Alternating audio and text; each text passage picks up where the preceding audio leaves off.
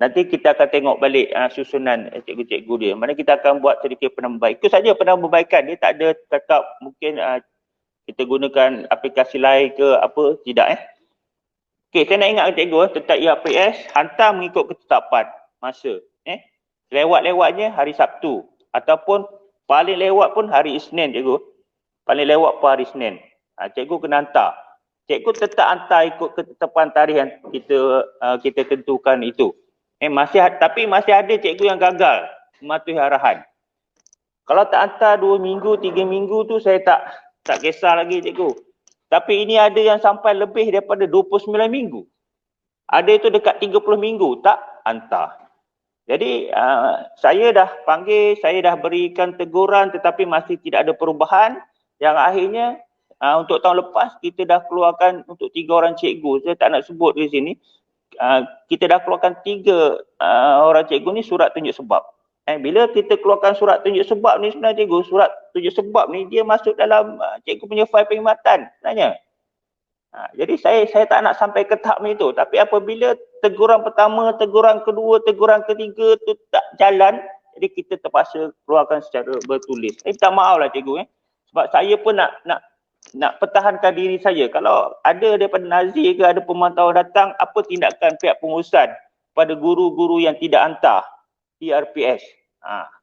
Jadi saya kalau sekali 2 kali tu saya boleh jawab lagi. Tapi kalau ada banyak kali ni saya kena pertahankan juga diri saya dan saya juga nak pertahankan diri cikgu-cikgu. Sebab ERPS ni adalah lesen cikgu. Ini benda yang penting cikgu perlu buat. Tertinggal kat rumah pun cikgu kena balik ambil. Itu kalau dululah pakai buku. Sekarang tak ada istilah lah tinggal kat rumah kan sebab benda online.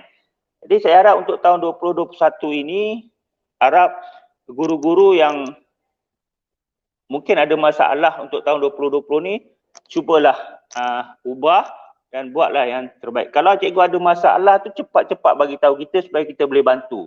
Ini cikgu pun diam sampai satu tahap bila masalah cikgu tu dah jadi orang cakap keladak, susah dah kita nak bantu.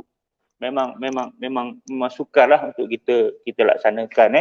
Sebenarnya ada yang cikgu yang boleh buat tapi cikgu ambil benda ni benda remeh. Bila satu minggu cikgu dah tertinggal, cikgu tinggal pula minggu kedua. Jadi bila dah jadi banyak, itu yang susah lah untuk cikgu buat. Okey, untuk itu bagi menghadapi untuk mengekang ada memutuskan rantaian tak hantar ERPS ni, bukan rantaian COVID-19 je. Untuk memutuskan rantaian yang culas menghantar ERPS ini, saya telah aktifkan program klinikal ERPS. Bila klinikal tu kita kena, kalau kita ke hospital tu dia ada satu pakar lah. Jadi untuk klinikal ni kita buat satu klinik pakar untuk ERPS bagi kes-kes tegar, bukan tega, kes-kes tegar dan culas ini. Kita akan panggil lah, maknanya akan berjumpa dengan saya akan panggil, kalau tidak ada perubahan maka saya kena keluarkan surat cinta. Itu surat tunjuk sebab. Warna pink. Warna pink kalau ni warna hijau kan, ni warna pink. Okey, kemudian juga perkara seterusnya tentang permohonan cuti rehat. Permohonan cuti rehat khas dan cuti sakit. Okey, cuti rehat khas mesti mohon 3 hari awal kecuali kecemasan. CRK bukannya satu keistimewaan tapi memang hak cikgu. Tapi macam tahun lepas ada juga cikgu yang datang jumpa saya mohon CRK, tetapi atas sebab-sebab sebenarnya sebab-sebab tu memang saya tak boleh nak luluskan CRK tersebut. Tapi bila datang jumpa cikgu gunalah budi bicara. Cikgu gunalah budi bicara. Akhirnya saya gunakan budi bicara, janganlah sampai semuanya nak gunakan budi bicara sampai ke alasan yang tak sepatutnya cikgu layak ambil CRK pun cikgu nak mohonkan budi bicara. Okay. Kemudian MC cikgu cuti sakit, CJ cuti sakit.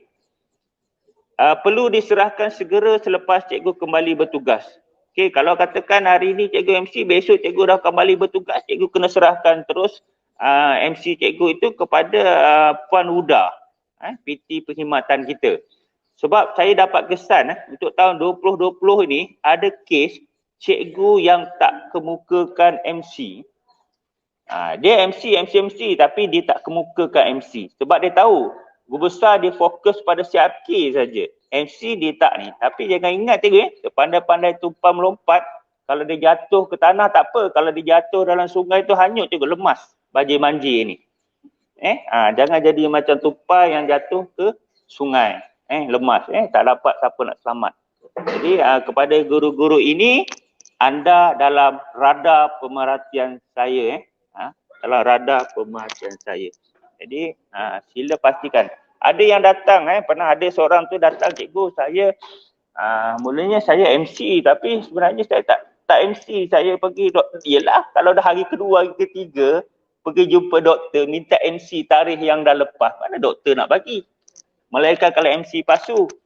Alah dia datang minta CRK dengan saya. Saya tak akan benarkan cikgu minta CRK. Kalau cikgu awal declare MC, cikgu carilah MC. Jangan bila cikgu dah tak dapat MC, ni maksud saya MC yang tipu. Dia tak sakit tapi dia kata dia sakit. Ini kes ni. Kemudian bila dia tak dapat MC, dia datang jumpa saya untuk saya bagi ke dia kelonggaran untuk mohon CRK. Saya tak akan bagi CRK. Itu peringatan awal saya lah.